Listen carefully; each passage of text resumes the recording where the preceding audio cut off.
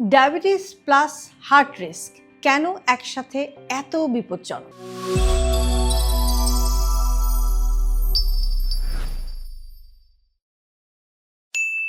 আপনি কি জানেন ডায়াবেটিস শুধু সুগারের সমস্যা না, এটা ধীরে ধীরে আপনার হার্টকেও নষ্ট করে দিতে পারে। আর সবচাইতে ভয়ঙ্কর বিষয় হলো অনেক রোগী হার্ট অ্যাটাক হওয়া পর্যন্ত বুঝতেই পারেন না।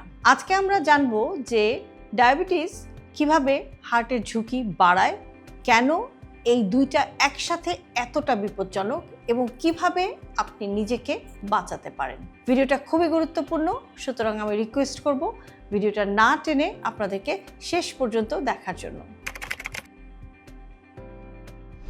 ডায়াবেটিস প্লাস হার্ট এর সম্পর্কটা কি?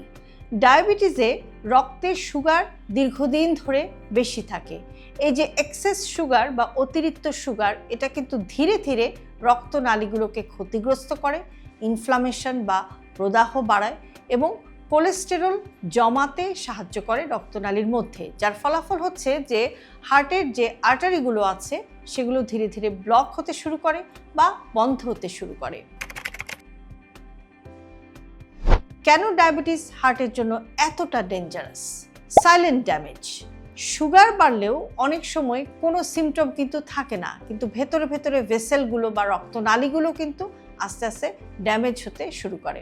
আরেকটা বিষয় হচ্ছে যে যখন ডায়াবেটিস থাকে তখন কিন্তু অ্যাথেরোস্ক্লেরোসিসটা খুব দ্রুত শুরু হয়। অ্যাথেরোস্ক্লেরোসিস হচ্ছে এমন একটা সমস্যা যেটা রক্তনালী বা আর্টারির ভেতরে ফ্যাট জমায় এবং কোলেস্টেরল জমায় এবং আস্তে আস্তে কি হয়, রক্তনালী সংকুচিত হতে থাকে, ব্লাড ফ্লো বা রক্ত সঞ্চালনটা আস্তে আস্তে কমতে থাকে। আরেকটা খুব ইম্পর্টেন্ট বিষয় হচ্ছে যে ডায়াবেটিসে নার্ভ বা স্নায়ু ড্যামেজ হতে শুরু করে, যেটা যদি নার্ভ ড্যামেজ হয়ে যায় তখন হার্টের ব্যথা বা হার্টের যে সমস্যা হলে ব্যথা হয় সেই হার্টের পেইন সেন্সেশনটাও কিন্তু তখন কমে যেতে পারে, তাই সাইলেন্ট হার্ট অ্যাটাক হয়ে যেতে পারে।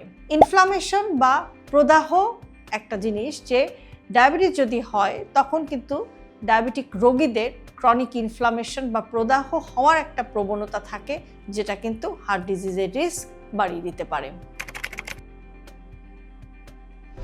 ডায়াবেটিক পেশেন্টের হার্ট অ্যাটাক কেন সাইলেন্ট হয় বা চুপচাপ হয়? অনেক সময় দেখা যায় যে ডায়াবেটিক রোগীদের হার্ট অ্যাটাক হলে তখন কোনো চেস্ট পেইন থাকে না। যে উপসর্গগুলো থাকে সেটা হচ্ছে যে হঠাৎ ক্লান্তি, শ্বাসকষ্ট, একটু নওশিয়া, ঘাম, ব্যাক পেইন, জ পেইন, এই ধরনের কমপ্লেইন থাকে।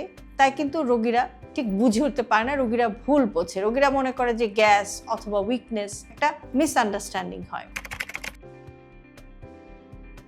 কারা বেশি ঝুঁকিতে থাকেন? যারা দীর্ঘদিন ধরে ডায়াবেটিসে ভুগছেন অথবা যাদের আনকন্ট্রোল ডায়াবেটিস, আনকন্ট্রোল ব্লাড সুগারটা কোনো নিয়ন্ত্রণে নেই, অথবা এর সাথে হাই ব্লাড প্রেশার বা উচ্চ রক্তচাপ আছে এবং কোলেস্টেরল বেশি আছে, যাদের স্মোকিংয়ের অভ্যাস আছে, অ্যালকোহলের অভ্যাস আছে, যাদের ওবেসিটি আছে অর্থাৎ যারা একটু মোটা, এবং যাদের ফ্যামিলি হিস্ট্রি পজিটিভ অর্থাৎ পারিবারিক ইতিহাস আছে ডায়াবেটিস প্লাস হার্ট ডিজিজের। ওয়ার্নিং সাইনগুলো হচ্ছে যে যেগুলোকে আপনি কখনোই ইগনোর করবেন না বা যেগুলোকে আমরা বলতে পারি সতর্কতা সংকেত। যেমন হচ্ছে যে হার্টের ওয়ার্নিং সিমটমসগুলো কি হতে পারে? বুকে চাপ, বুকে অস্বস্তি, শ্বাসকষ্ট, হঠাৎ ঘাম, মাথা ঘোরা, অস্বাভাবিক ক্লান্তি, এগুলো কিন্তু খুবই ইম্পর্টেন্ট ওয়ার্নিং সাইন বা সতর্কতা সংকেত। ডায়াবেটিক পেশেন্ট হলে, আপনি যদি একজন ডায়াবেটিক রোগী হন, তাহলে এই সংকেতগুলোকে কোনো অবস্থাতেই কিন্তু অবহেলা করা যাবে না। এগুলোকে আপনাকে ইমার্জেন্সি হিসাবে ভাবতে হবে বা ইমার্জেন্সি হিসাবে ট্রিট করতে হবে। এখন আসছি যে কিভাবে ডায়াবেটিস হার্ট ডিজিজ করে বা ডায়াবেটিসের কারণে কেন হার্টের সমস্যা হতে পারে। খুব সিম্পলি যদি আমরা চিন্তা করি, সেটা হচ্ছে যে এটা আসলে স্টেপ বাই স্টেপ, অর্থাৎ ধাপে ধাপে। যখন ব্লাড সুগার বেশি থাকে, ব্লাড ভেসেলগুলো আস্তে আস্তে ড্যামেজ হতে থাকে এবং কোলেস্টেরল ডিপোজিশন হতে থাকে, ভেসেলের মধ্যে কোলেস্টেরল জমা হতে থাকে এবং আর্টারিগুলো বা রক্তনালীগুলো আস্তে আস্তে সংকুচিত হতে থাকে। একটা পর্যায়ে গিয়ে ব্লাড ক্লট বা রক্ত জমাট বেঁধে যায় এবং ফাইনালি হার্ট অ্যাটাক হতে পারে। প্রিভেনশন হচ্ছে সবচেয়ে গুরুত্বপূর্ণ অংশ। কি করতে হবে? সুগারকে কন্ট্রোল করতে হবে। হিমোগ্লোবিন A1C কে আপনি আপনার টার্গেটে রাখুন, প্লাস ডায়াবেটিসের জন্য ডাক্তার আপনাকে যে সমস্ত মেডিসিন দিয়েছেন সেই মেডিসিনগুলোকে আপনি নিয়মিত খাওয়ার চেষ্টা করুন, এবং আপনার ডায়েট এমন হতে হবে যেন সেটা হার্ট ফ্রেন্ডলি হয় এবং ডায়াবেটিস ফ্রেন্ডলি হয়। এখন কিভাবে সেটা হতে পারে? সেটা হচ্ছে যে আপনার খাবারে অবশ্যই শাকসবজি থাকতে হবে, এটা খুব গুরুত্বপূর্ণ একটি অংশ। খাবারে শাকসবজিকে আপনাকে প্রায়োরিটি দিতে হবে, খাবারে মাছ থাকতে হবে, খাবারে ডাল থাকতে হবে, হোল গ্রেইন বা পুরো শস্য থাকতে হবে, চিনি, সফট ড্রিঙ্কস, ফ্রাইড ফুড, ভাজা পোড়া, প্রসেসড খাবার, জাঙ্ক ফুড, এগুলোকে আপনাকে এড়িয়ে যেতে হবে। একটা ম্যাজিক্যাল মেডিসিন হচ্ছে ওয়াকিং বা হাঁটা। প্রতিদিন অন্তত 30 থেকে 45 মিনিট একটু ব্রিস্ক ওয়াক বা একটু জোরে জোরে হাঁটার অভ্যাস করুন। বিশেষ করে পোস্ট মিল ওয়াক বা খাবার পরে হাঁটা, এটা খুবই ইফেক্টিভ। খাবার পরে যদি আপনি 10 থেকে 15 মিনিট পরে অন্তত 15-20 মিনিটের জন্য একটু হেঁটে নিতে পারেন, সেটা কিন্তু একদিকে যেমন আপনার ব্লাড সুগারটাকে কন্ট্রোলে রাখবে, পাশাপাশি আপনার হার্টকেও কিন্তু এটা প্রোটেক্টেড রাখবে। কাজেই পোস্ট মিল একটু লাইট হাঁটা এটা খুবই গুরুত্বপূর্ণ। ওয়েট কন্ট্রোল করতে হবে, ওজন নিয়ন্ত্রণ করা খুবই ইম্পর্টেন্ট। মনে রাখবেন যে আপনি আপনার যা ওজন তার থেকে যদি 5 থেকে 10% পর্যন্ত ওয়েট কমাতে পারেন বা ওয়েট রিডাকশন করতে পারেন, ওয়েট লস করতে পারেন, সেটা কিন্তু একটা সিগনিফিকেন্ট একটা চেঞ্জ কিন্তু আপনি আনতে পারেন এবং হিউজ রিস্ক রিডাকশনও আপনি করতে পারেন বা ঝুঁকি কিন্তু আপনি অনেকাংশেই কমাতে পারেন। ব্লাড প্রেশারকেও কন্ট্রোলে রাখতে হবে। ব্লাড প্রেশার প্লাস সুগার এই দুইটা যদি একসাথে আপনার বেশি থাকে সেটা কিন্তু ডাবল রিস্ক হয়ে যায়। কোলেস্টেরলকে আপনাকে কন্ট্রোল করতে হবে। আপনার রক্তে খারাপ কোলেস্টেরল LDL এর পরিমাণটা কমানো খুবই জরুরি এবং ভালো কোলেস্টেরল HDL এর পরিমাণটা বাড়াতে হবে। আপনাকে স্ট্রেস ম্যানেজমেন্ট করতে হবে। স্ট্রেস হরমোন যেটা একদিকে যেমন সুগার বাড়ায়, ব্লাড প্রেশার বাড়ায়, হার্ট অ্যাটাকের ঝুঁকিও কিন্তু বাড়িয়ে দেয়।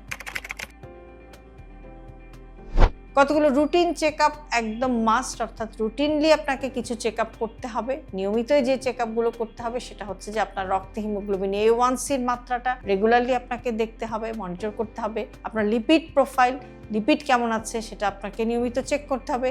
আপনাকে রেগুলার ECG করতে হবে এবং নিয়মিত ডাক্তারের সাথে কনসাল্ট করে আপনাকে কিন্তু কিডনি ফাংশনও আপনাকে নিয়মিত দেখে নিতে হবে।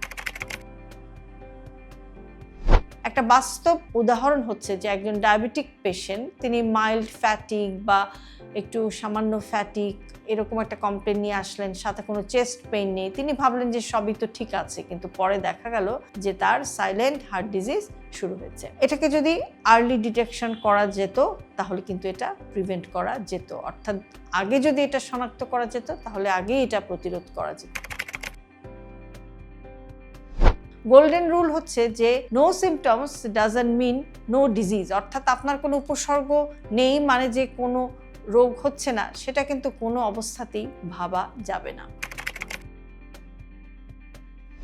সবচেয়ে বড় ভুলটা অনেক সময় ডায়াবেটিক রোগীরা করে থাকেন যে অনেক রোগী এরকম ভাবেন যে সুগার ঠিক থাকলেই তো সব ঠিক। এটা একটা বড় ভুল। হার্ট রিস্ক এটা কিন্তু একটা আলাদা ইস্যু, এটা আপনার মাথায় রাখতে হবে। সবশেষে এটাই বলবো যে ডায়াবেটিস মানে শুধু সুগার না, এটা পুরো শরীরের ডিজিজ। বিশেষ করে হার্ট কিন্তু বা হৃদযন্ত্রটি সবচাইতে ভালনারেবল অবস্থায় আছে। কিন্তু একটা গুড নিউজ বা ভালো খবর হচ্ছে যে আপনি চাইলেই কিন্তু এটাকে প্রিভেন্ট করতে পারেন বা এটাকে প্রোটেক্ট করতে পারেন। আজকে নিজেকে প্রশ্ন করুন যে আমি কি আমার হার্ট প্রোটেক্ট করছি? কমেন্টে লিখুন I will protect my heart. আর এই ভিডিওটি শেয়ার করুন, কারণ অনেক মানুষ এখনো জানেন না যে ডায়াবেটিস তাদের হার্টের সাইলেন্টলি ড্যামেজ করছে বা হার্টের সাইলেন্টলি ক্ষতি করছে। হেলদি লাইফস্টাইলকে জটিল ভাববেন না।